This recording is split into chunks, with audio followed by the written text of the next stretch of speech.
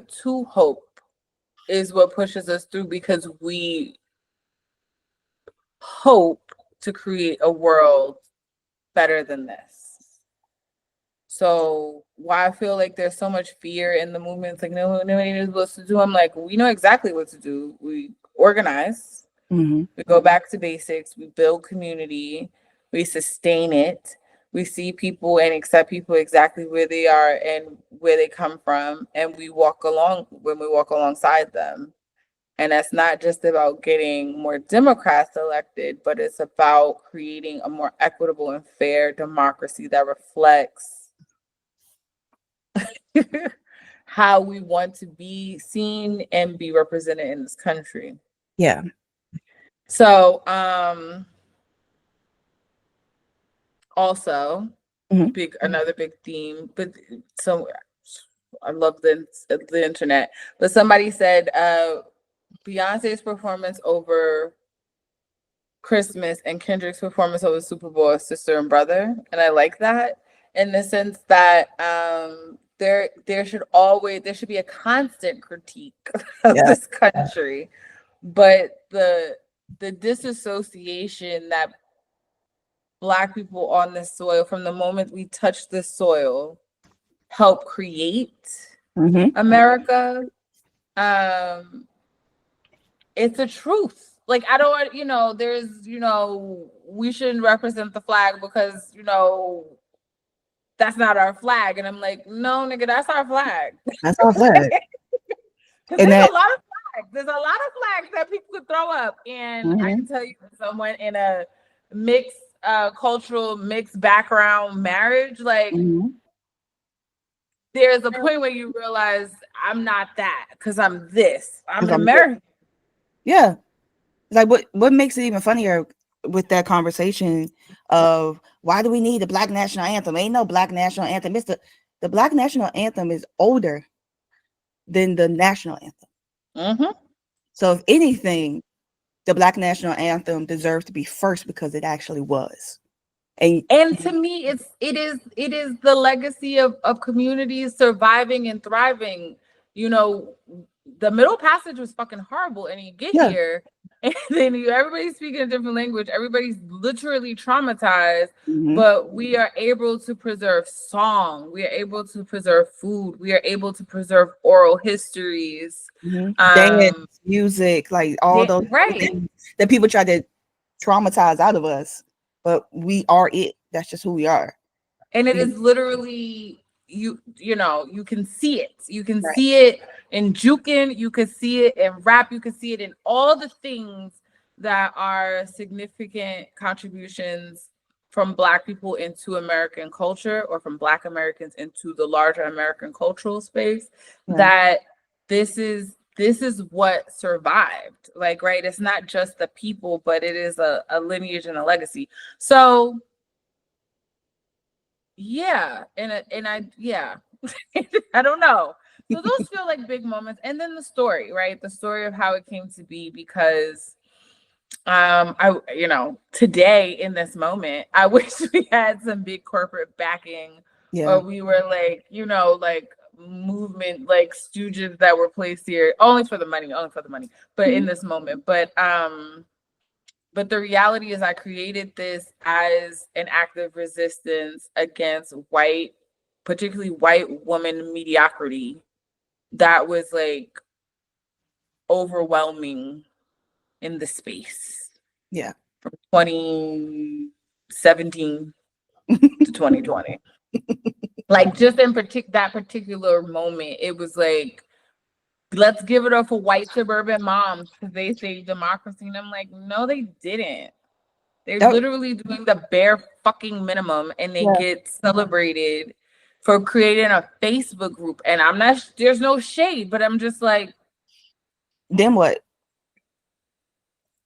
What do we do after the Facebook group? And that's what's been so interesting to watch, how marches have taken place since November 5th.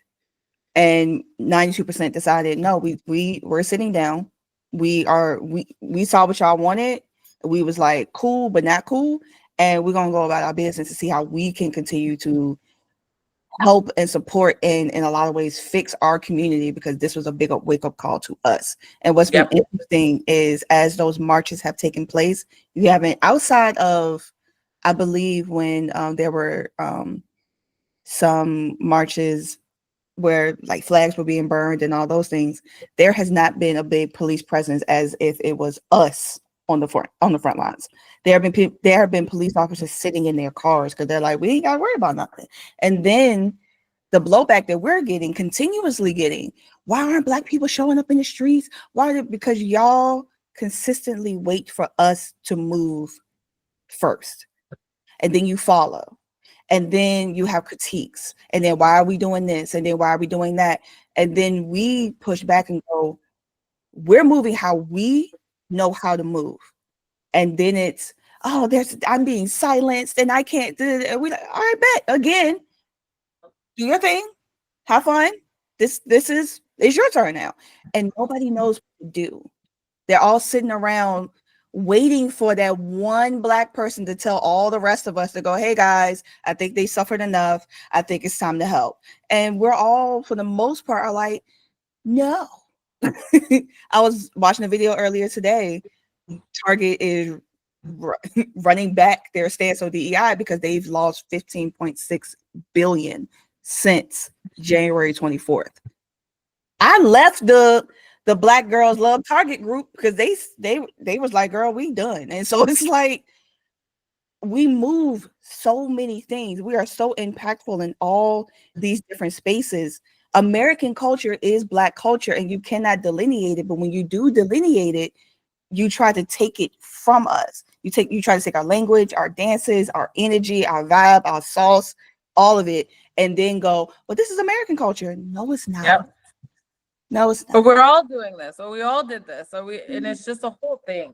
No, I you mean, didn't. it's just a whole fucking thing, and I think about like something that infuriates me to this day, the standing Sunday call that Women Black Women did every Sunday. And they just happened to be in the right place at the right time when Kamala made the announcement, right? And how over 44,000 Black women joined this call. They raised $1 million in a couple hours on small dollars, right? That was the story. And then literally everybody and their mama regurgitated that call. Yep. And I was like, y'all just will blatantly steal. One, and not give credit. And then two, you made it a flex. Yeah. Like you thought Latinas for, white men for, white women for. You think this was a cute little show. Like the call was always there. Mm-hmm. She always had the Zoom capacity. Mm-hmm. And there was enough Black women that trusted that call to join. Yeah. That is like, again, I think that's the extent of their programming, but that is the power of community and presence and intentionality. Yep. As opposed to like reactive cute shit. Anyway, so it's fine.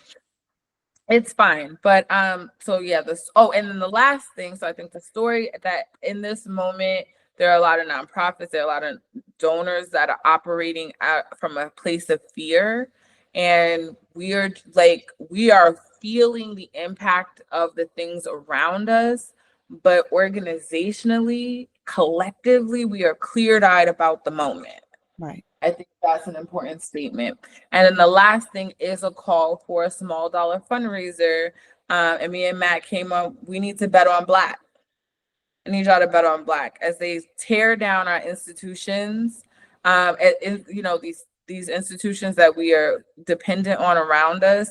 Mm-hmm. Everybody does not have the bandwidth, the time, the ability to read and digest every little thing that is happening around us from a political lens, but there are some of us that do it for a living. And the reason we do it for a living is because you then need to be able to tap in when it's time to trust their voices and resources. Right. But if everybody's acting, particularly white people, are operating from a place of fear in this moment, we have got to be even more 10 toes down. Yeah. And so as we are concentrating and refocusing our dollars and our economic power and capacity, I need Black women and everybody that loves Black women to bet on Black Yeah. this March. And you can start with $5, recurring $5, $20. Like, it is appreciated, it is seen, you will be acknowledged, because there is no sum that is too small. And when you throw your change in the pot, it adds to the collective possibility of the work. And realistically, $1 million buys me the org free for the whole year. And That's the truth. that's so attainable when it's collective work, when it's community work. And have you been getting, well, let me know if you even get these emails. I get the Democrat emails, and they're full of, I think I unsubscribed, but and it's from all of them. Right. It's full of this energy of, we're doing our best, give us $3. And then it's, well, what are you doing with this $3? We keep seeing only a handful of y'all, and one of them is an independent with Bernie. Literally a handful of y'all that are able to move any energy towards and get up in these repubs' face and say you're lying and calling them out on it. And ironically, majority of them are Black or people of color. You got Jasmine Crockett, you got AOC, you have specifically women that are pushing this out forward. And then you have the Reagan Democrats over here in the back that are like, I mean, it's cool and all, but can you still give us $3? And it's there's a delineation between the two. And the progressive side of the Democratic Party, because we're a two-party system, unfortunately, that progressive side is getting louder and they're getting more attention. The same way that a lot of people no longer trust traditional media. And nearly 24 hours after we all said goodbye to the Reid Report and Joanne Reid, because MSNBC got scared. And this is the third time. White mediocrity. Right. Basic white mediocrity. This is the third time they've asked a Black woman. First it was Melissa Harris Perry, then it was Tiffany Cross, and now it's Joanne Reid. Granted, who is taking her place is Simone Sanders, Michael Steele. Which I think is insidious. I actually think that is the worst part of this story to me. Yeah. It's that you think we're dumb enough that you are just going to slide these people in and we just not going to notice. Well, that's fine. And create a semblance of division between two Black women. Exactly. I'm like, that's the insidiousness. That's why I'm like, oh no, that white woman at the top ain't shit, because that was her move. Oh, but we're gonna keep a Black woman in because they got something on it. No, I was clearly not. And I remember I was a diehard podcast listener to this dope podcast, and I'm so sad BuzzFeed took away from us because, again, everything that happened with social media back in 2016, 2017.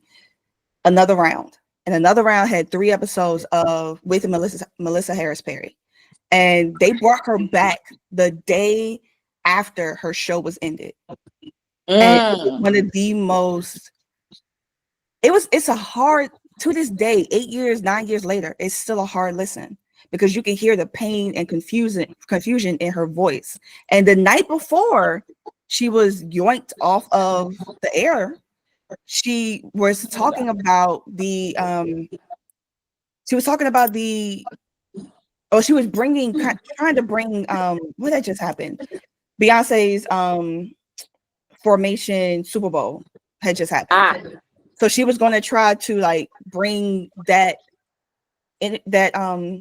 what is it? She was going to try to spin that for her show, mainly because all the backlash that Beyonce got for that. She got fined, I think, $50,000 for saying Negro, all that stuff. So she was going to come in and talk about that from the perspective of her show. And she was preparing for that show when it basically was like, ain't no more show. So she came on that podcast to talk about how hurt she was. Yeah. And then Tiffany Cross a few years later, and now Joanne Reid. And then you're replacing Joy Reid with another Black woman who has also gone through a whole bunch of shit, with people silencing her or telling her she can't talk about this, or being promised a big seat, only have it taken away because your access to Blackness. It's done in such a way to attempt to silence Black women when you don't realize that we speak so many different languages. Yep. We're able to access so many more things. Just because you roll out this carpet to us does not mean there aren't others available. Just because your carpet is red, girl, I got purple, I got yellow, I got blue. Okay, your red carpet, okay, boo, like whatever. That's cute. It's Listen, just I said it yesterday. Joy Reid is a first generation immigrant, unambiguously dark skinned Black woman who is Harvard educated and made it to a primetime news show with her name on it. Yep. She gonna be all right because she has already done so much to get to this that whatever she do next, we gonna tune in. I was told I said she could start a newsletter and we all gonna be reading a long ass newsletter every week because that's it. She has built up enough credibility, trust, and not like she's got the juice, kid, that people will follow her. Black women will follow her. She could pull a Don Lemon and create a YouTube channel and people that's what they're gonna do. It's we'll go. We'll be there. Which is even better because now it's not behind a paywall, so it's even more accessible. We ain't gotta wait for MSNBC to edit their clips to what they think we should hear. Like we can hear it directly from her. And then that's also the pivot that a lot of us are taking from traditional media, which has to go through a filter first. We're instead going directly to sources. And then and a good chunk of those sources already cite their sources. We can't all get that from traditional media anymore because of whose pocket they are in. So CNN was bought out by a conservative CEO, whichever he was. All of a sudden, we got all these conservative people on here that would just refuse to leave. And MSNBC kind of went the same way. So it's become it's fertile ground for Black media, Black commentators, Black content creators, Black thought leaders that go beyond the talented 10th of, well, we can only speak of this because we are Black excellence in the realm of college graduated, college educated. There are so many different avenues that Black media takes beyond the shade room, Hollywood Unlocked, all these things. There are so many different realms that this space takes. And that, unfortunately, what happened with Joy Reid has opened up that gap. But it took what happened to Joy Reid to open up that gap. And I think, because I was here for Melissa Harris Perry, but it was like, well, where else can we go that we get trusted journalists? And I will say, even though I'm not a TikToker, the advent of particularly TikTok, because to your point, the media blogs or the Black media space was still very fluffy, if you will, fluffy. Softball. It was drama or softballs. There was nothing in between. and it was about seeing Black, like your reflection, right? So it was Black people's stories, but it was soft or it was drama. And even if it was drama, it was the public discourse of drama, right? It wasn't like we weren't doing full exposés on people, right? They weren't trying to take down R. Kelly, like, right? I will say the advent of TikTok, for whatever reason, and I've never been I really need a 5 minutes, if I'm gonna watch a 5-minute summary, if it's not a document, I don't know, like, because YouTube has been around too, but like, I feel like that's YouTube too long. 20 years old this year. Wow. It's too long. It's too long. Once we figured out how to speed up shit, like, it's no reason for me to watch an video about how you did a rod set. You could show me in 3 minutes. Speed this shit up. So it's too long. 1 to 3 minutes. I need you so to. I feel like I want a part two. The fact that people, like, my husband subscribes to you, like, he pays to get past like the ads, like for YouTube TV. Rob pays to like YouTube TV, and I'm like, you pay? And they're like, yeah, like, it's really good stuff on YouTube. I mean, like, I would almost exclusively watch YouTube now. Like that's crazy. That's crazy to me. But okay. Okay. Crazy. But okay. But TikTok particularly, and I don't know why. I don't know why, but it just felt like I was getting, like, when COVID was happening, it was like, I'm an epidemiologist out of Seattle, and let me give you what I know. And it's like, okay. And then let me, and even like now it's like to the point of Hillman talk, right? But I will say even before then, it was a place where there was a level of expertise and self-aware criticism where it's like, I don't want to get on here and tell a bunch of bullshit. Like, I don't want to. Yeah. They reading from the paper, showing you the paper, like putting up right. She lied. Let me show you, right. I pulled this from such and such law journal. And it's like, okay, people doing research again. Okay. Yep. Yes. So it's the advent of it was TikTok. I don't know what's happening on YouTube. That's why I don't comment on it.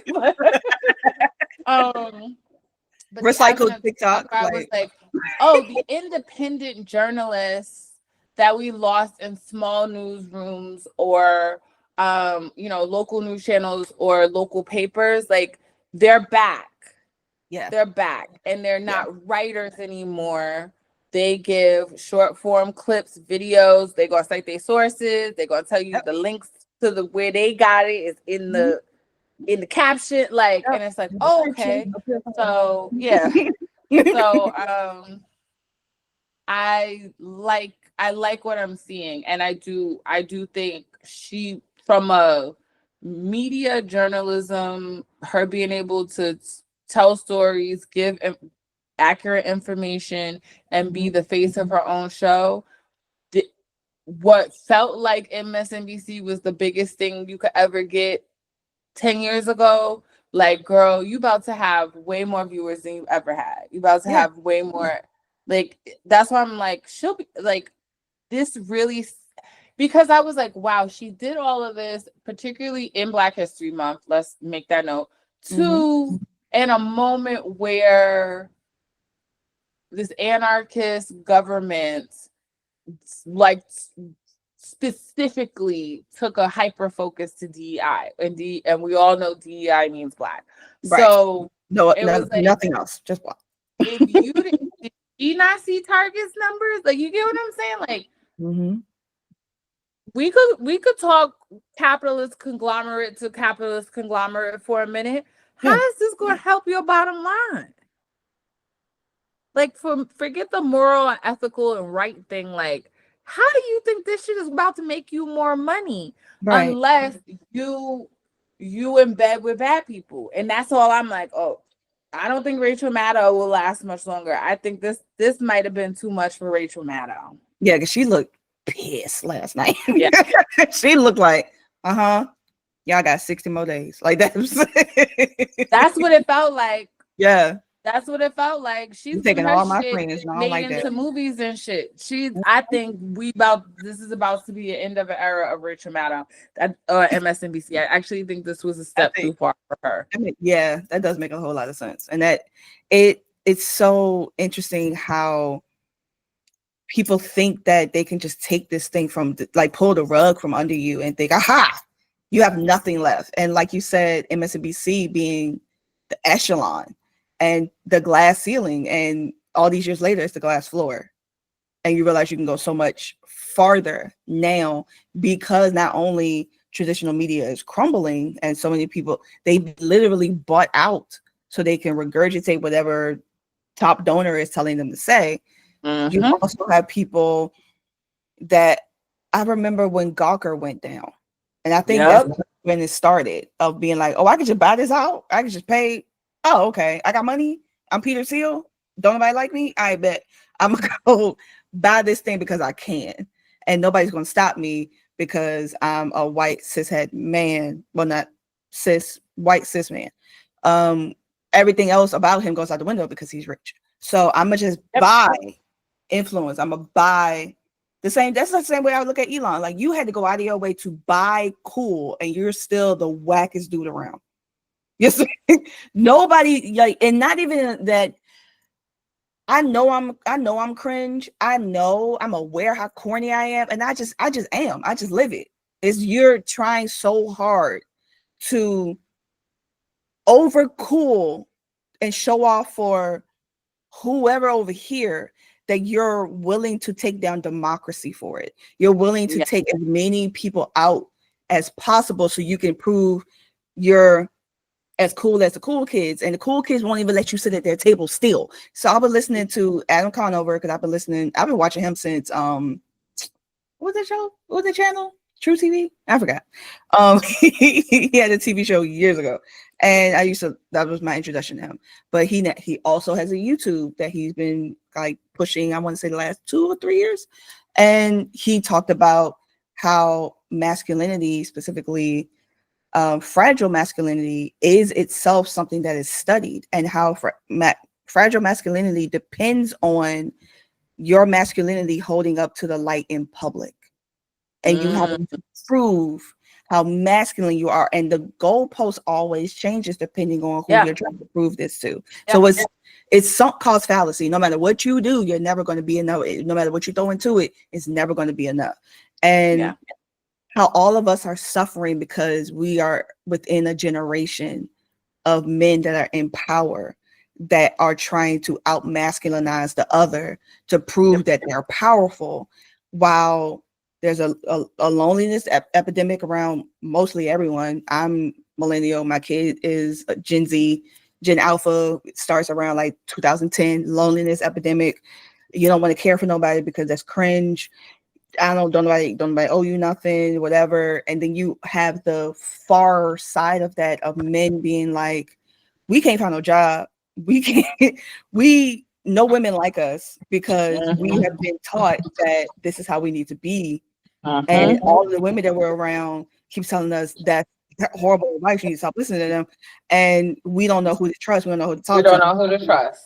We're just in the echo We don't chamber. know what to trust. We don't know who to trust. And we've been economically stagnated when you told us for the last 60, 70 years that your worth in society is directly tied to your paycheck. Yeah, that's it. So black men's salaries have remained stagnant in relation to inflation and like cost. How can they feel like they are succeeding? And like, right, black women, like, that's not, but yeah, you gotta have a job, but like, that's not it. You gotta also be an emotionally stable and like whole person, like have aspirations and dreams outside of work, like you like to color, like, you know, like you want to do a puzzle, you want to learn sign language, like like you have anything outside of the job. And even then, migrants, quote unquote migrants, quote unquote illegal aliens, all these people aren't taking your jobs. Automation is. No. AI is. That's what's taking your job. It's not some random person that ran across the border they just was like, you're hired. Like that. Those people are not taking your jobs. They're either being automated or they've become obsolete. That's why coal miners are like, we don't have a job. It's like, because your job has become obsolete. And they keep lying to y'all and saying that, no, it's not. Yeah, it is. And those people that are lying to you also look like you. Yeah. And you're like, they can't lie to me because they also look like me. So it got to be the black or brown people that's actually behind this. Those are the people behind the curtain. And it's like, how? But then we're seeing all these things be automated. Elon don't give a damn about you. He wants your body in a plant to make. He's the serpent that's we've ever seen. Like, honestly, they might have gotten away. They're gonna get away with a lot, but they probably would have got away with way more if he wasn't in the picture. Yeah. And I also think I find his presence in our current democracy fascinating for a multitude of reasons, but as a child of apartheid, the fact that he grew up and was around people in it's like 1994, like that were firmly in support of a racially segregated hierarchical society He that went, like yes. I want that. and my family did best then, and my family was happiest then, and I just Good. like want to return to that. So I know we talk about 1950s America, or like this pre like civil rights America that Republicans want to get back to, but I'm like, this nigga's just trying to get back to 1993. That's it. He's trying to get back to when they had folk locked up in the diamond mines and all that. That's what he wants to get back to. Like, he's literally apartheid Clyde. Like, that's who he is. He wants to get back to that. And he's cool. He's like, oh, Nelson Mandela's locked up. Cool. That's good enough for him. That's all he's ever known. And again, it's weird dudes trying to be cool.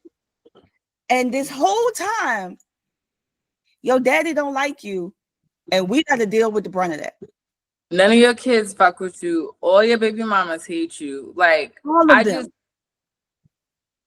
All of them. We could say one thing about the death of pimp culture, or like, right, like pimp up, hoes down, but at least like you had to be a likable pimp. Like, the part of it was like, I'm just so smooth with it.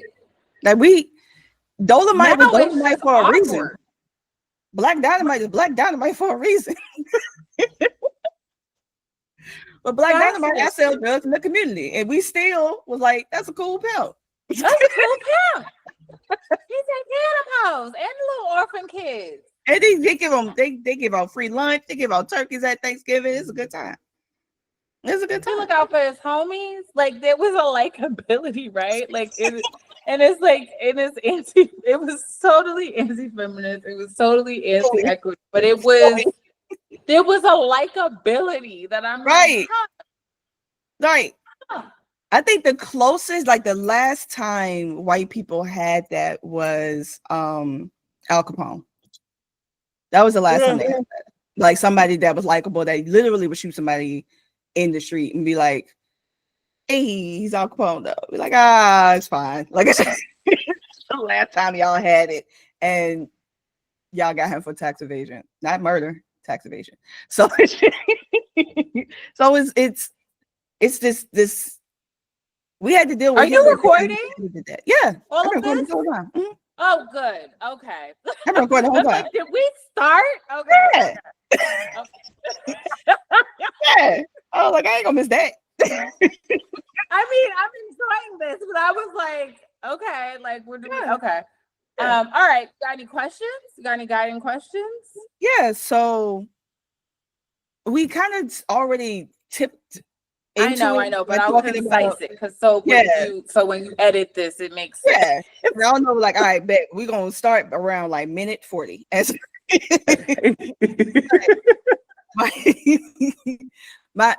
Ultimately, the reintroduction of 1K, I think, needs to start with the faces of 1K. Like, we have all of these Black women that represent multiple states within our top 8 now that we have, ironically. Yeah. And but then we also are in other spaces and other races, and we've been almost an invisible force, and you don't know what we've done until I want to speak to that though, because I do think that was that was something I was adamant about in the beginning. And there are a few reasons. So because I will say, in the last couple years, even as the org and the org's profile has grown, I have retreated from social media. Mm-hmm. And so, like, on my personal page, like the stuff that my friends and family see, like, I've retreated. And so there are a couple things happening. One, I do think it is important that people know that digital organizers or social activists online, particularly women of color, particularly over the last 8 years, have been targeted with harm, right? Yeah. From doxing or multiple flaggings of things, or, them being able, a lot of the stuff that we do is public record. A lot of the events people show up to shit. And so I can tell you that as I saw the impact of what we were doing be more like grow, I took a step back because I was just like, it's a safety It's mechanism. safety. Yeah. It's a safety mechanism. I got great pictures from a bunch of stuff we do, and I'm like, I don't want people to be able to track me, and be like, so I do think there's something to that. Two, two, I have also seen when people in movements are promoted to spokesmen, spokespersons too early, or without strong foundation, or without a strong community that they are accountable to offline, outside of the likes. Yeah. And they sort of become a caricature of the movement. Yeah. And so as I started this in 2020, I said, I don't want to be a personality. I don't want to be a movement person. I can name people. I won't name people right now. But I guess one that I will say that I think our audience will go, aha, is like even the long history of like Sean King. I remember when I used to follow Sean King. I remember when Sean King was a trusted source. And then all hell And then he broke loose, wasn't. and then he wasn't. And so Yeah. I literally remember saying to folks in 2020, I do not want to get Sean King. And part of it is, it is the perpetuation of being seen, of being heard, of what do you think? And sometimes you don't need to know what I'm thinking. Like sometimes, like, I don't need to have an opinion about everything, or be a sounding board voice for everything that's happening around Black women, Black America, because I am a Black woman living in America with with a particular lens and a particular path that some might identify with, but some others won't. And I didn't want to turn, and I still don't, but I'm more aware now that it is more important to be visible, and why in this moment. Yeah. But I didn't want to be seen as the voice of, right? I didn't want to be the voice of. I just really wanted to focus on being Shakia, the executive director, the fundraiser, the leader to a team of phenomenal women organizers that do the work and build good coalition, be a good partner, be a good steward of the money. That was more important than being seen. Right. Okay. Yeah. So I will say that it was intentional. And so, like, no, there will be no op-eds, because no, no, I was very adamant against I was no on a lot of it, because I didn't want to be seen as a thought leader. I'm an organizer. Right. And that within itself was enough.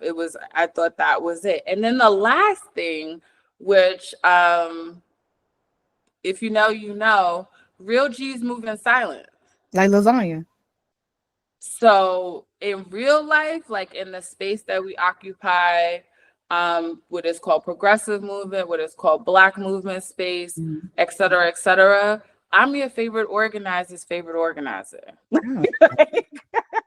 I know And that. I mean that. I mean, I have a good reputation in the space. When I call, people pick up. When people call me, I pick up. And there's a lot that happens behind that is not documented. That's just not behind the scenes. It's in real life, it's in real time, but it is not always well documented. And I can say I've been doing this work since I was 19, and my name is good in the street. Like, I'm good on any MLK Boulevard. So I wasn't looking all the Jay-Z references. Come on. I'm just saying. But I am. And my whole thing is, I could drop in a city and I know I'll be all right. You know what I mean? So I don't take that for granted. And so it was like, right, I don't need to be a face, because I'm the shit in real life. So, right. Like I'm good. know what the internet will tell me, but I Yeah. know. I'm over here, like with the people that actually talk, the people that actually know what's going on. I'm good. Like Like, I'm good. So I there has for me that was an intentional action. yeah. It felt reasonable at the time. I didn't want to be a flash in the pan. I didn't want to look flashy Yeah. and not have the substance. I was like, the work will speak. When we have the work will speak. And so now 4 years coming up on our 5th anniversary, and moving from the space of a startup org to an established org, I can say it's time to switch it up. It's time to switch it up. And I do think it's important that people hear the story of the organization, and not organizations, but also hear the story of how it came to be. And that's another thing. I am the founder, but it was never for me. I was just merely a vessel. Okay. Like spirit spoke through me. Right. Said, what would it look like? What would it sound like? What would it smell like? Who would be there? What would you do different? You know, outside of being able to critique white-led spaces that use white faces, because I've experienced that in this space, or just bad business practices, or just like all the kind of things I saw that would really take somebody's light and like squash it. Like Yeah. I was like, if I could do it, and if I could do it in the name of Black women, not because I can't organize with nobody else or for nobody. I've organized it all. Ask the people about me. Ask the people about me. I've organized it all. But it was like in this moment, how do I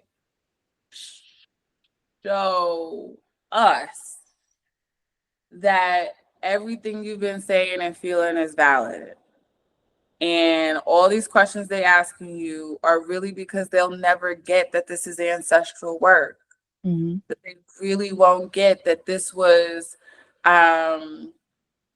uneducated, illiterate Black folks meeting in the middle of the night under a tree to talk about how they were going to make their lives better.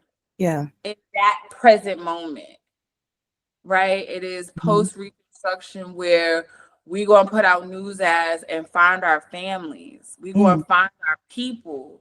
Yep. It is, you know, it is truly something that we can talk about post-traumatic slave syndrome, or we can talk about the trauma that this country has inflicted, particularly on Black bodies. But I wanted a place that we were harnessing the power and the magic of the collective, because that's the one thing that they actually want to kill is community. Yeah. That's the one thing that they've been trying to squash since we got here is community. Yeah. And so the fact that that has remained persistent and insistent on taking care of ourselves and each other, and then anybody else could come in, right? Like, come on. Because we don't want you to suffer either. Right. Because we actually don't want harm for anyone, not for ourselves. Right. A concept. Right. That is why we are able to show up for everyone. It is not because we are being bamboozled or hoodwinked or, finessed into any of it, right? Those women who stood at the back of the march, 105 years ago, as the suffrage movement was being passed, they understood how this movement was bigger than them and how it's going to move them forward, even if they were actively being discriminated and harmed, right? Dismissed and set to the side, put in the back, because we care about your womanhood, but we don't care about your Blackness. And we only care about your womanhood because you're a female presenting body that can get some work done. But that's it. You're the workhorse. That's it. You literally got your woman back for that. That's it. And it's really interesting, like when you were saying about being a Black woman that is leading an org that is getting to the organizational roots and not so much being the face of something, creating the Substack, creating an email list of, send me some money so I can climb a mountain. That's a deep cut. And so, all these things. And Black women always have some tricky territory when we are trying to create our digital footprint. Because if we make any sort of noise outside of the status quo, there is that fear of that likelihood of harm. So it makes that you chose safety instead of being limelight, instead of saying, I'm Beyonce and this is Destiny's Child. Like this. Yeah. you And chose I had custody of my niece at the time, right? Like there were some things that I was like, no, because if this affects that, like it can't bleed into each other in a way that puts me in harm's way or puts her in harm's way or puts this home, like our home, in harm's way. Because I live in real Black places and spaces. I'm not off. I wish, but I'm not off somewhere else, screaming down from the mountaintop. I'm very accessible in real life. Yeah. And I don't want to change. I also don't want to change that, right? I feel bad for some of my fellow movement leaders that I see that, took a stance against Zionism, or, stood 10 toes down after every child was murdered in the street by the brutality of white police. That a reaction, right, or a something that came from it after the fact was they can't really move without security.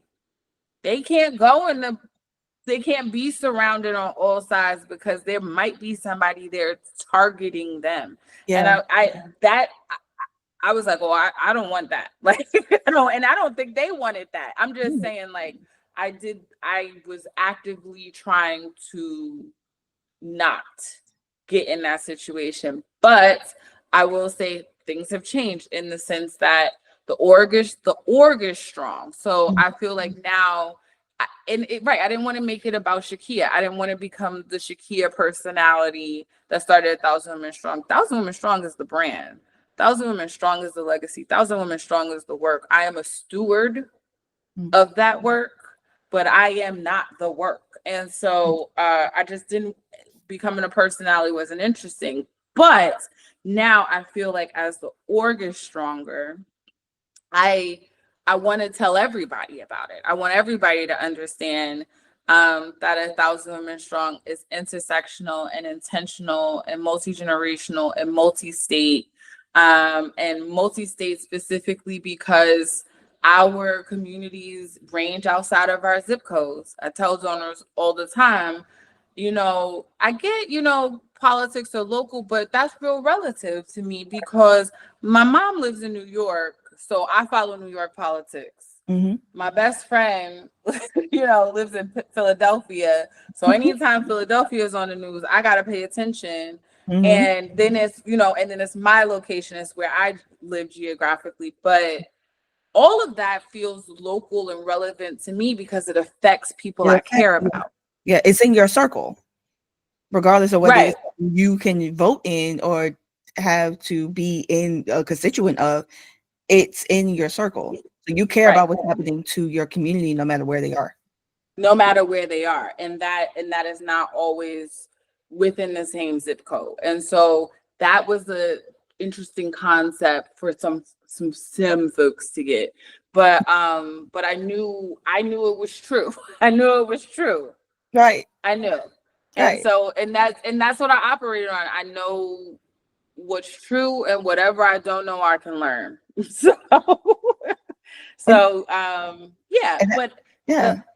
But the last thing I will say, sorry, just about visibility and now, is the time demands it, not just around promoting or supporting, a voice of the org, but also because people need to be begin to see themselves in the work.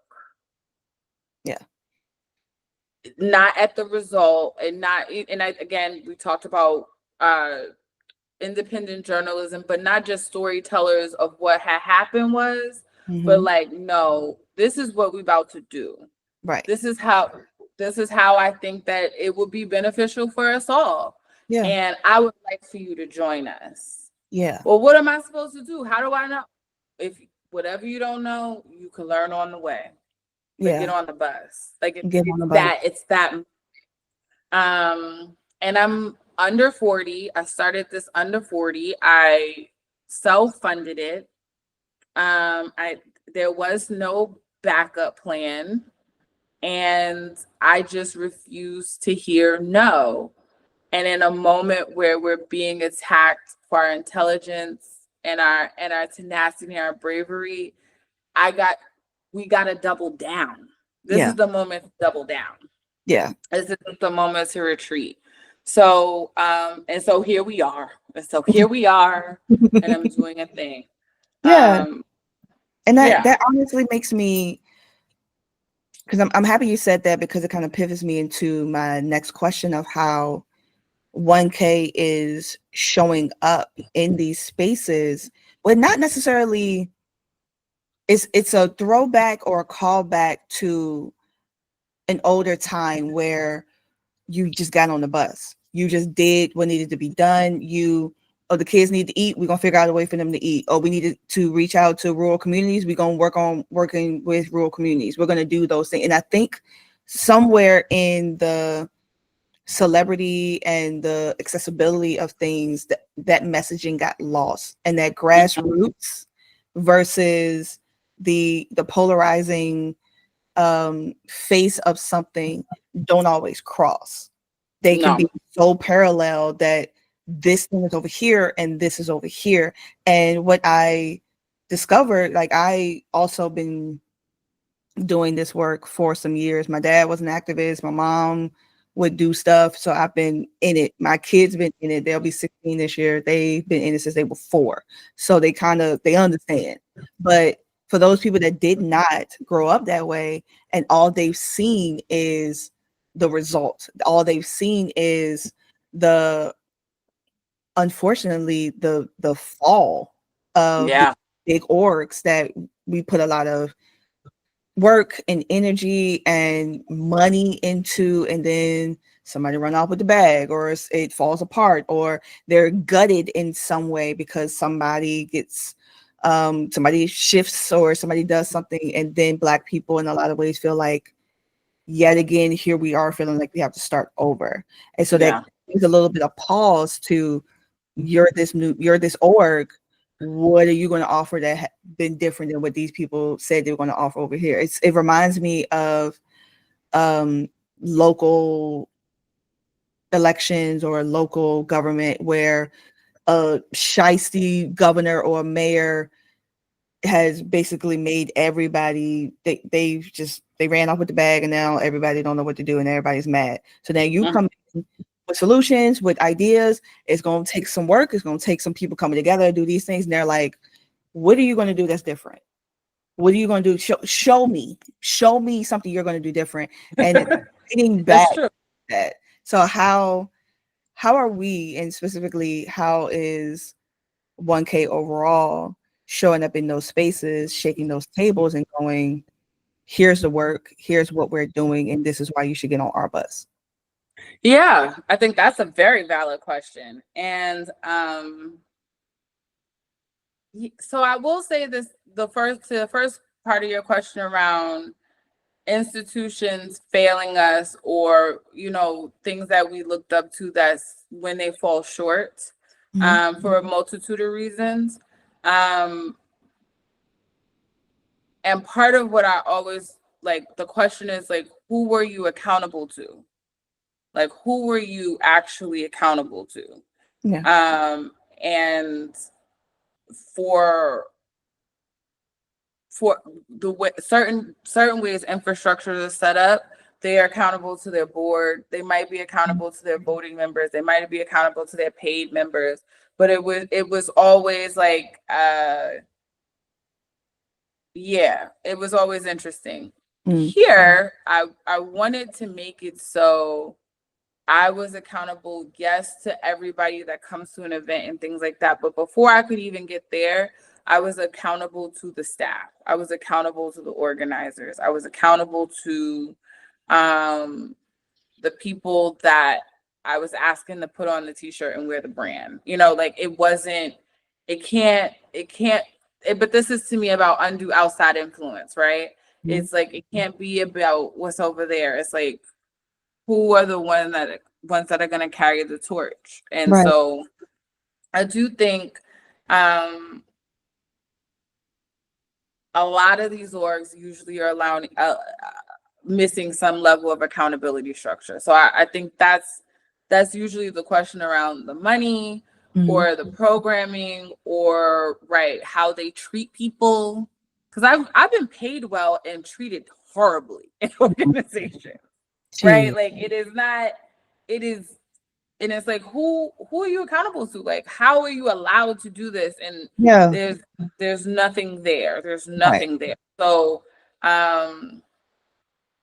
but you know, I say I know who I am and whose I am. And so with my confidence in that, I know I have to be able to get on these calls, get on the internet, get on and be like, I have an accountability. Someone can pull my coattail.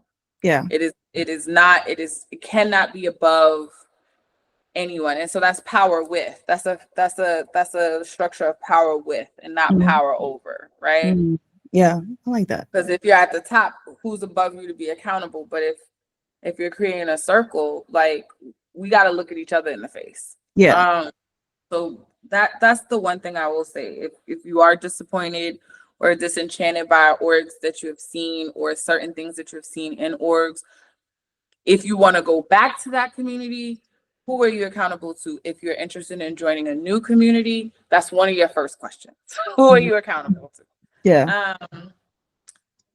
So that's the first part. The second part is, this might sound strange, but I am following the basic 4 principles of an organizing cycle. Organizing is a hard skill, y'all. Like for every march you've seen, for any successful action, whether it be a boycott, whether it be a public demonstration of resistance, etc. Student activists on up. It took hundreds of hours. Yeah. It took hundreds of hours to Yeah. plan that one thing you saw, and even it flawlessly, it took hundreds of hours. And so, you know, but that's what I'm saying about people not understanding the complexity of the work.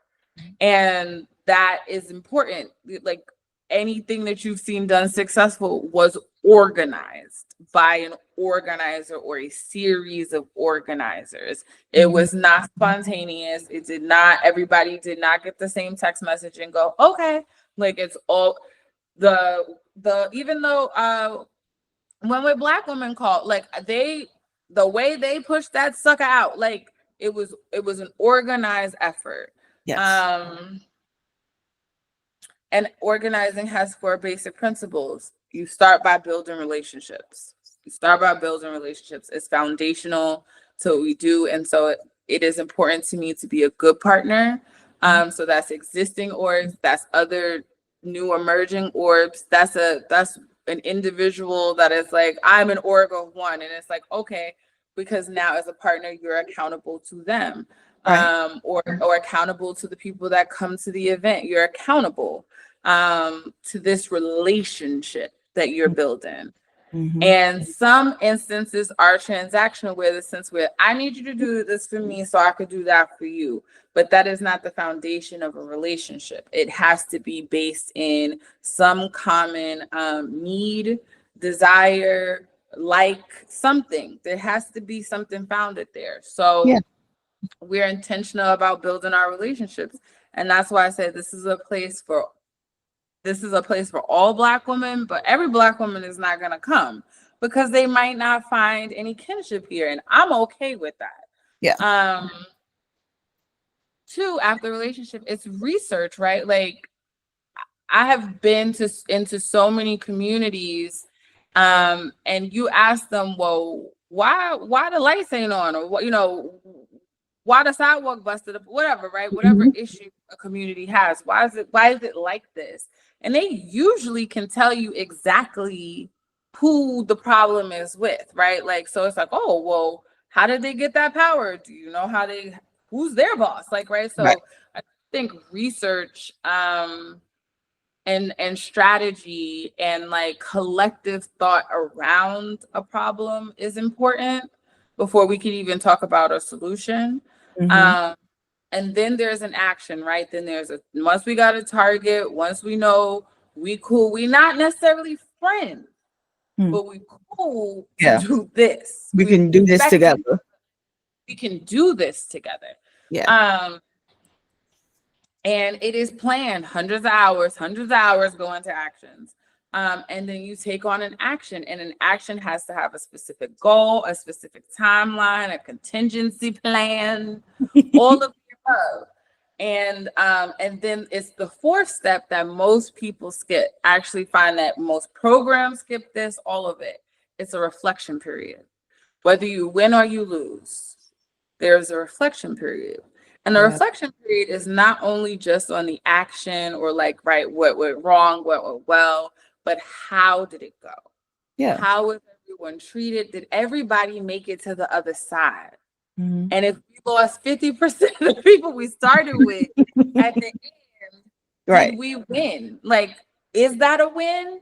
If Yeah. we lose, but because we were so tenacious Yeah. that that the other side was like, well, maybe we should pick that up because apparently a bunch of people like it. I mean, Like, it was is it a working. loss because we were Right. able to still get what we wanted? Like, who's Mm. defining losses and wins and goals, and then you rest, right? There has to be a break, there has to be a pause in the reflection Yeah. for rest, so that you are not wearing people down.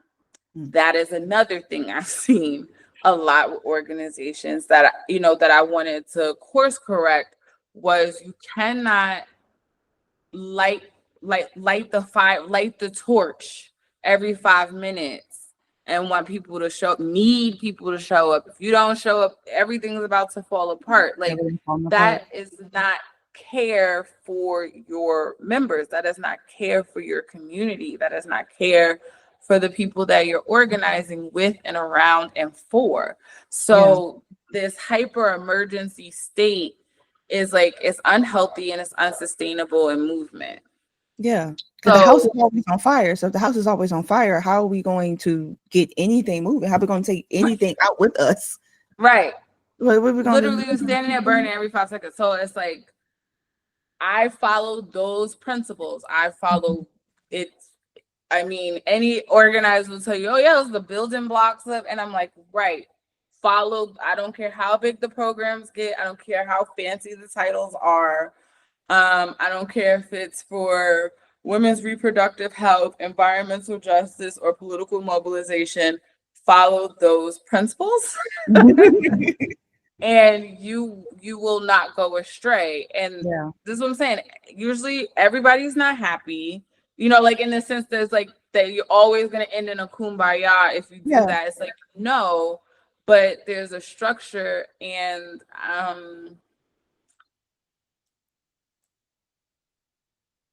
I would say it's a theology, right? That Mhm. is about maximum care. Yeah. You want as many people to make it as possible. Yeah. And it sounds like the differences and how those spaces of relationship building, coalition building, community building all feed into one another on different rungs of that ladder. And I want to repeat back what the steps are, at least from what I was hearing: relationships, research, action, reflection. And as you were talking about reflection, I was thinking an athlete or someone going back to look at the game tape and seeing where they messed up, seeing where they succeeded. And I think where some people get stuck is the seeing where you messed up part. Mm-hmm. maybe we shouldn't have put all that energy up here when it should have been over here. Maybe we should have pivoted and talked to these people versus talking to these people, and being able to acknowledge when you messed up. It seems like a lost art form Mhm. because it is vulnerability. But you Yep. have to have vulnerability to be able to be in these sort of organizations, whether you are someone that's like, I don't always agree, but I'm here, boots on the ground, cool. We not, like you said, we're not always gonna be hand holding and all this, and everybody loves each other, because people are gonna people, and they're going to show up in their different variations. And one day this person is getting along with you, and the next day they're not. But if the mission is still the same, we can figure that out later. Like, we can go out to eat later and talk about why the hell we mad at each other. But And there has to be norms, right? There has to be yeah, established norms and like respect. And people can say respect, but what does respect look like? yeah, Like how do we practice respect? How do we practice collaborative learning or collaboration in general? Like there have to be norms from jump. And that's what for me, right? I've organized in community directly as a frontline organizer, but in this space, I organize the organizers. And that, so we have to, before I can ask y'all to go out and do anything, we have to establish these norms now, right, because those are the norms of the org that will carry through. yeah, And so that they're just, and if I break a norm, it has to be able to be checked immediately because we all agreed on it. right, So right, yeah, yeah, and yeah, and so I used to tell people, especially right, when I didn't like came with no resources, I came with a clipboard and a notepad. Um, I'm not here to save you. I'm not here to save you. That's not my role in this space. My role in this space is to help you gain the tools so that you can save yourself. and that's what's missing. That's what's missing. And I understand why people want to be, well, all of us in some capacity want to be saved, because there's been things that have happened to us in one way, shape, or form. The house is on fire. I need somebody to come get me because I'm stuck, or I got a baby in my arms, or that's a 3-foot drop and I don't know if I can do it. Like those sort of things, being saved. And I think with us specifically, Black people, and then we get even more granular, Black women, we're so used to being the saviors in some capacity. So if something doesn't require saving, we feel like we are, what is our purpose? Why are we here? And then there's so many layers that have to come down from that to decide, I'm not a martyr. I'm not a savior. I don't owe anyone me saving them if they haven't done the work, if they're refusing to do the work, if they're just going to lay there limp and go, oh my God, save me. And then we both drown, or we both in the fire, like the end of Drew Hill 5 Steps. Like we both stuck, and there's nothing we can do. And I think so many people we've seen it. So many people come to Black orgs, Black women led orgs, Black orgs that are LGBTQ plus, Black orgs that are led by Black cis men, Black orgs that are for reproductive justice, and they're looking to be saved in one way, shape, or form, which is valid. But then also, so many people have not been taught the tools to save themselves, because we have been conditioned to depend on people in an unhealthy way. And if you try to save yourself, you're selfish, or you're supposed to be supportive of this, especially as an org. You're supposed to be supportive. You're supposed to understand. And there is absolutely room for that. But I also think, if, like, we love to say the joke of like, yo, you somebody that Harriet would have shot. If we gonna really open that bag up, if she's trying to save people and you in the way, you slowing us down. If she got to shoot you, she got to shoot you. Like, because there's so many other people that got to be saved, and I can't. So I think that has gotten lost, and I want to say, because there's been so many other people that have encroached on these orgs with their like depiction of what organizing looks like, and the rawness of it is taken out for softness that is detrimental to the whole of everybody else. And slows Yeah. it slows the work down, because it's like, well, we have to, we're in a space together where there was a big thing about trigger warnings and content warnings, and eventually it has to be like, girl, we can't do a warning on every single thing. There has to be moments when you can be able to take yourself out of a space and go, that ain't for me, I gotta go, that's against my boundaries, I'm gonna be over here. Everything cannot be a, hey, are you okay, everything, because we literally don't have time for it. If the shots are going out ahead of us, we ain't got time to be like, okay, I know the shots are loud, are you going to be okay to run with us for safety? It's like, girl, you just got to get up and run, you just got to go. And I think that's where a lot of orgs have lost their footing, because they've been caught in, how do we save as many people as possible, versus going, who are the ones that are ready to be saved and then do the work of saving themselves by picking up the tools, picking up what's being taught to them, so that they can do the same thing to this person over here. And then we have a larger coalition, a larger relationship building apparatus, where people are like, nobody's coming to save me. I'm my savior. And that is okay. And I just, it's just been interesting to see how that kind of plays out. To see how it plays out. And to me, yes, and because there's an acknowledgement that we're not, even amongst ourselves, right? Not even the larger collective, but amongst ourselves, we're not all starting from the same place. Right. And I do think, so I will say this.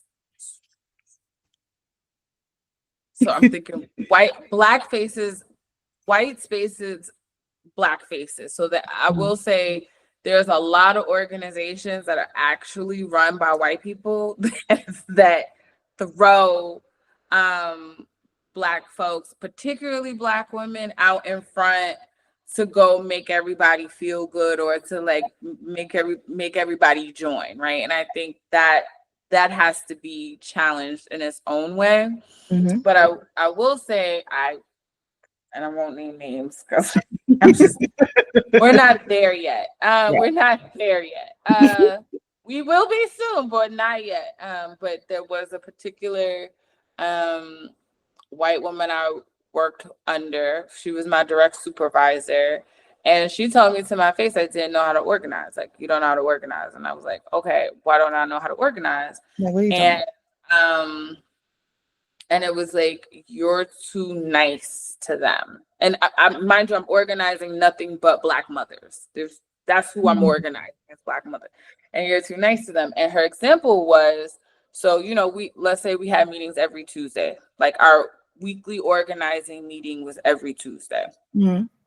So this is somebody who showed up every Tuesday, who was taking notes, who was doing her 100 hours of the action, but she needed a ride to like Con Ed, or like to the electrical company. It wasn't in New York, but to electrical company, because they was about to cut off her lights. Yeah.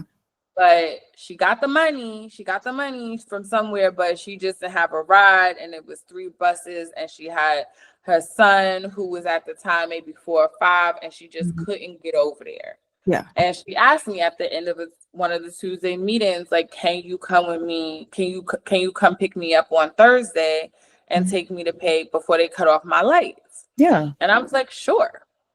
Sure. Yeah. And so I went and I picked her up, and I watched Man in the car. That's really what she called him. I'm not even being dramatic. I watched Man. Yeah, we love a Man.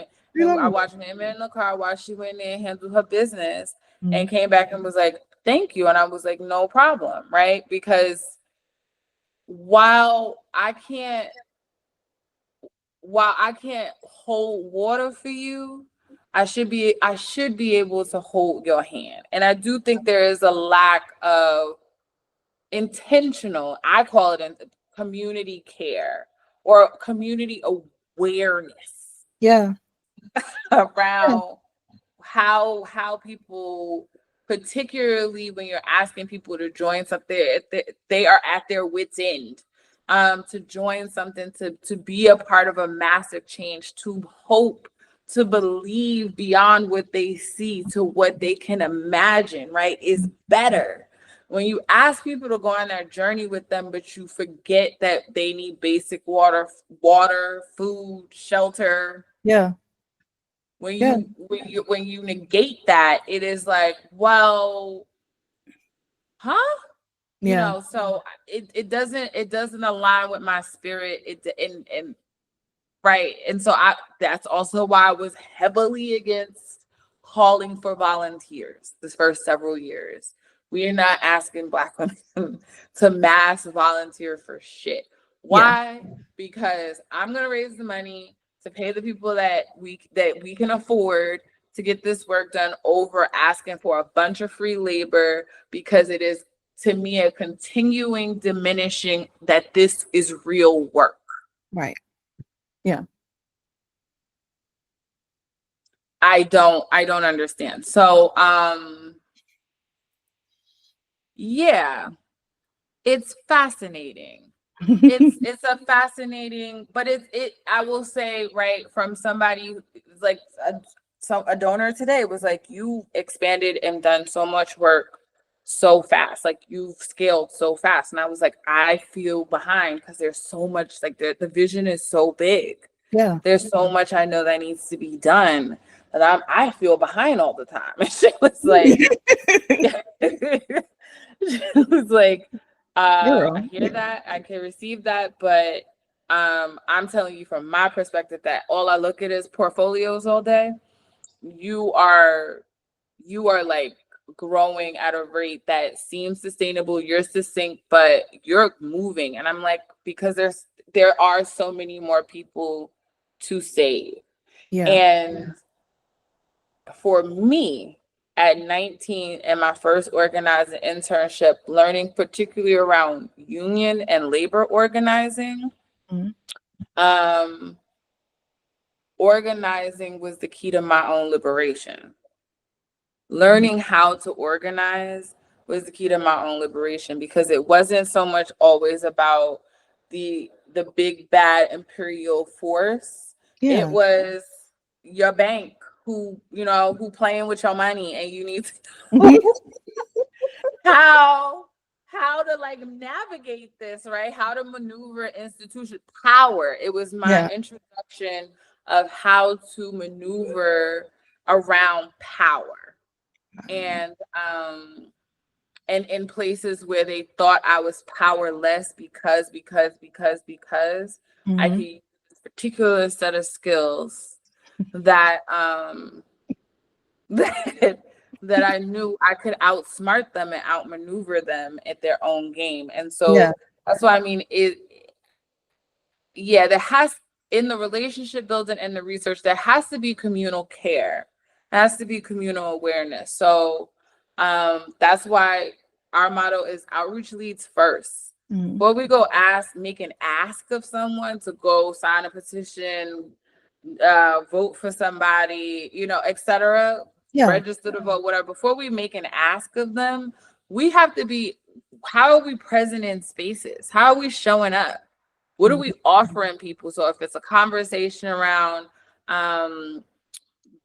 Black women entrepreneurs and small businesses, or if it's a space solely created and curated with Black men in mind, or if it's bringing on fellows that are new to the work and new to the space and ushering them into the work and provide and showing them that it is work, because this is paid. This is a paid position.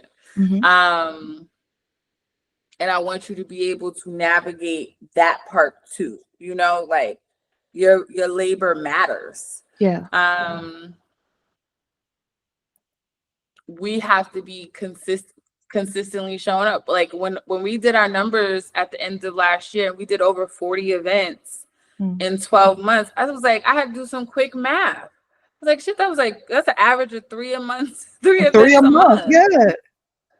We was outside, literally outside. We were literally outside, and you have to see us and feel us and all of the other things. And so, and you organize across, you organize up, you organize diagonal, like, you know, like you are organizing and building relationships at every which angle to get to the goal. And we're not at the goal yet. And I do feel bad about. Like, right, that I am saddened for all of the unnamed ancestors that lost their lives and put their lives on the line in the name of freedom and liberty and dignity, that we find ourselves here, right?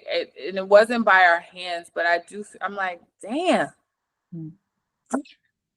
People signed up to fight a civil war for this, you know, to stop this shit. And here we go. So here we go. So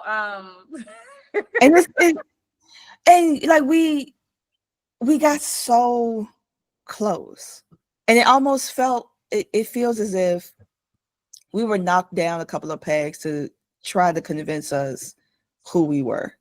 Yeah. Who are you to get that high? Who are you to do that? Yeah. Before us, before me, before all these things. And Black women are free in the future. Yeah. We're liberated in the future, whatever that looks like. Black women of every gender, Black women of every orientation, Black people of every gender and orientation, we are free. We're free. The future. We exist in the future, that we thrive in the future. We make, we love, we do all these things in the future. And that is such an affront to the people that we're fighting against, because you had the audacity to continue living after everything we've done to y'all. I know. And that is, but it feels like it is the weirdest flex, but it feels like a flex. Y'all are going to harm us. Say, if I could ever if I could ask them quietly, I wouldn't put, but particular leaders, right? That are over the age of 70. I think, and this is just my opinion, because that was the first presidential election I was eligible to vote in 2008. So I can't, right? I was fighting George Bush in the streets, but I had no voting power. I will say there was such a sense of collective Black relief under the Obama administration. Yeah. That I don't think we thought past it. This is I'm not cape, because someone's gonna write in the comments, oh, she's caping for Obama, who's a neoliberal and a war criminal. That's not what we talk about. Right, y'all. I too read the news. I too get independent reports.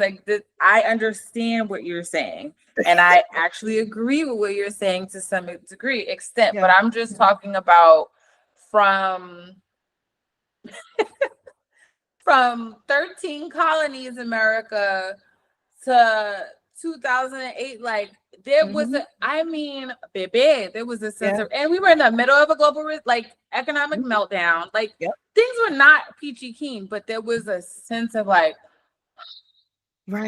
collectively amongst Black folks in America that I just don't know if we saw how mad they got until we saw how mad they got. If that makes sense. The fact that President Donald Trump is the president after 8 years of Barack Obama is a story within itself. It is a whole sociological case study of the fear of white people being afraid of losing their standing, but and this is just a thought exercise. Don't agree with me if you want, but of Black people thinking that we were done. We were done. We did it. I think now we'll fight for affordable health care, or we'll fight for better schools, or we're fighting for what I feel are real bread and butter issues, but like to be seen, Yeah. to feel like you are fully seen and recognized in this country, it shit felt good. It felt great. Yes, it did. And he It was wrong to did. drop all those drones on Afghanistan and Iraq. Yes, he was. Like, So I just feel like crying I on have got us, all of that. yes, all of it. He was wrong, wrong, wrong, wrong, wrong. So Yeah. do not come for me in the comments. Yeah. But I'm just telling you, I saw my grandmother, who was born in the Jim Crow South, walk with another she loved that Obama t-shirt.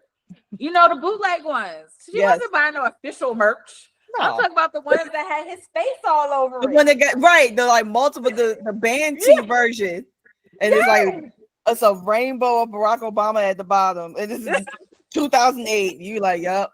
She loved that shirt. She wore that shirt until his face started to wear off. Yep.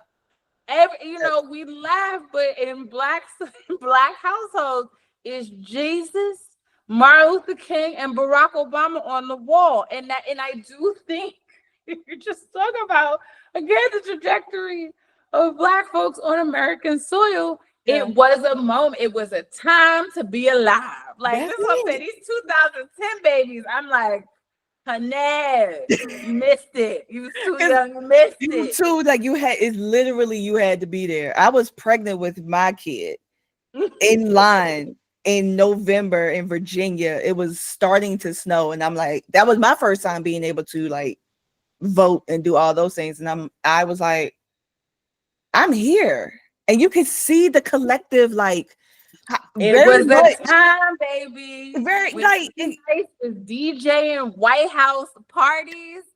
Everybody wanted to go to the White House. Everybody was at the White House party. He talking to Kendrick. He talking to Janelle Monáe. He friends with Jay-Z. It's like that. It was a time. It was a time, and I think that also kind of played into our collective of like, he dropped how many drones? Okay, all right, all right, okay, all right. Hold on, let me think. Like I'm just, it was that, and then the collective like relief that on Black people's faces in November 2008 almost it made a resurgence through the summer of 2024. Yes. And I think that was where we were like, are we gonna do it? We're gonna do it again? Are we gonna do it again? Okay. And you can pinpoint the moment that Trump decided that he was gonna go for Obama's neck, the moment they made fun of him at that Correspondence Center. Mm-hmm. That was the moment where he was like, that was his Michael Jordan, and I took that personally moment. And ever since then, we had to deal with this bullshit. And that does need to be studied. Of you were so hard up on a Black man wearing a tan suit that y'all were like, we will bend the knee to white supremacy, like full on. Y'all were so mad that this man ate vanilla ice cream on a regular basis that we will take a knee towards oligarchy. Like it was just, it's such a thing to witness, and then to have so many people now be, I can't believe this happened. I know I voted for it, but I can't believe this happened. And it's a stark reversal of how we felt. I can't believe this happened. There's a Black man with his Black wife and his 2 Black kids right here in front of us. And grandma.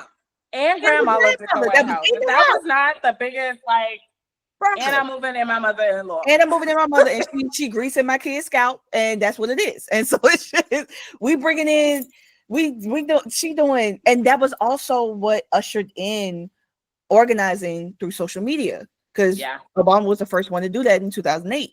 So we've come literally, what's this, 17 years later, and the bastardization of social media in the guise of trying to uplift patriarchy and white supremacy, because America was getting a little too brown. America was getting a little brown. Too Black folks was walking on the sidewalk and not stepping off for white folks. Like, you're not getting out your way. We're gonna run into each other. I'm not getting out your way. President is Black and my Lambo's blue. Okay. We was having out. We was doing the mist. the full on moose. And then when 2020 happened and we got an AKA in the White House, even if she's the vice president, we got an AKA, and all the black girls was like, oh, don't move.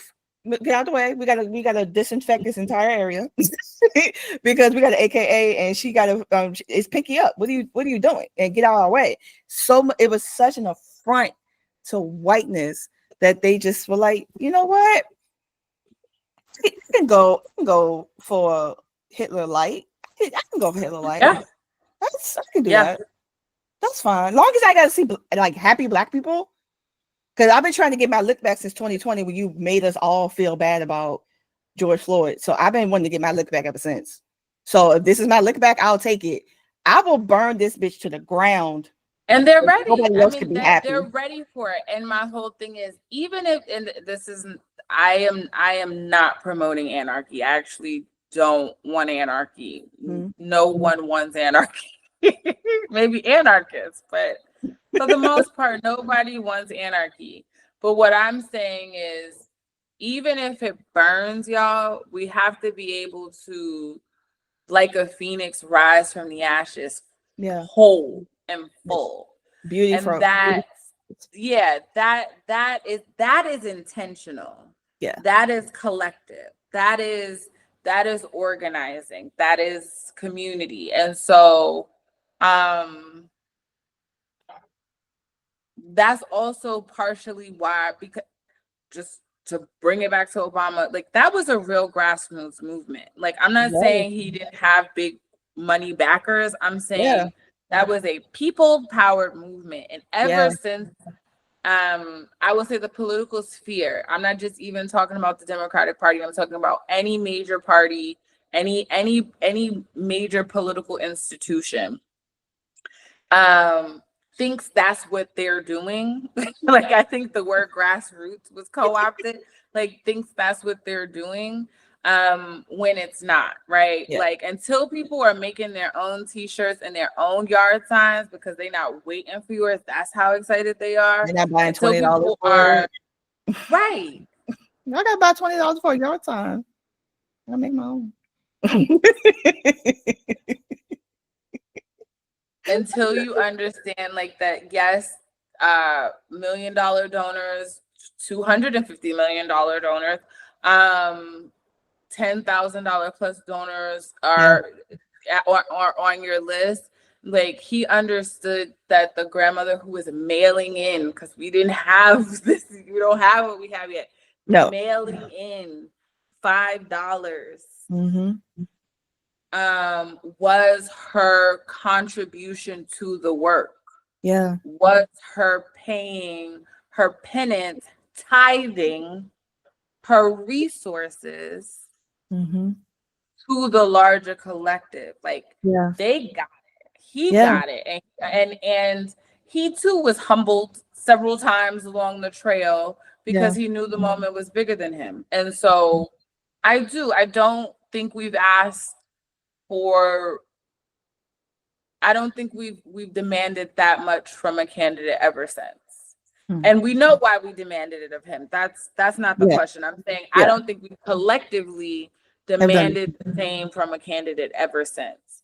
And so that's why I do think there was a collective amnesia of how bad they really could get, or how insidious it really could get. Or how much they hated us. That's what I'm saying. Like, I remember the Tea Party. They were there, but they weren't shining brighter than Obama. Nope. So with their "Don't Tread on Me" flags and all the other stuff. And here in Virginia, you got the "Don't Tread on Me" license plates. And what was funny about it is that was co-opted, because it was the hood dudes that used to get those license plates on their caddies, and then the Tea Party was like, no. And now if you were driving around with a "Don't Tread on Me," they look at you sideways like, are you one of them? I mean, I know you over here in Northside and you kicking in or whatever, but what that mean?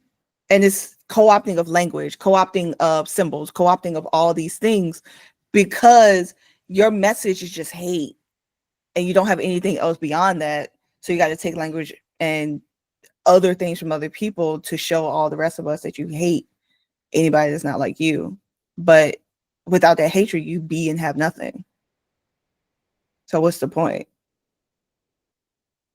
Oh, I think you froze. Hold on.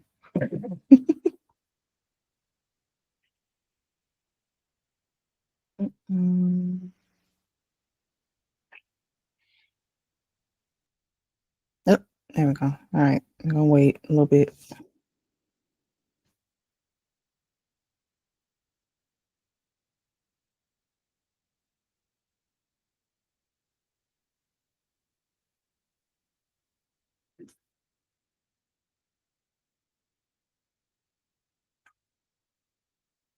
I dislike few things in this life more than paper cuts, and Linda is one of them.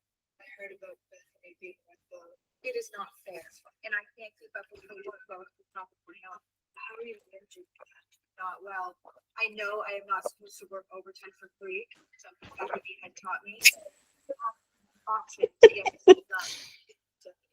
Donna Sue's workload is heavy as well, and I do not want to put her in the same position that I am in right now. Oh, I don't know how. I've got a little bit of extra time. You would do that?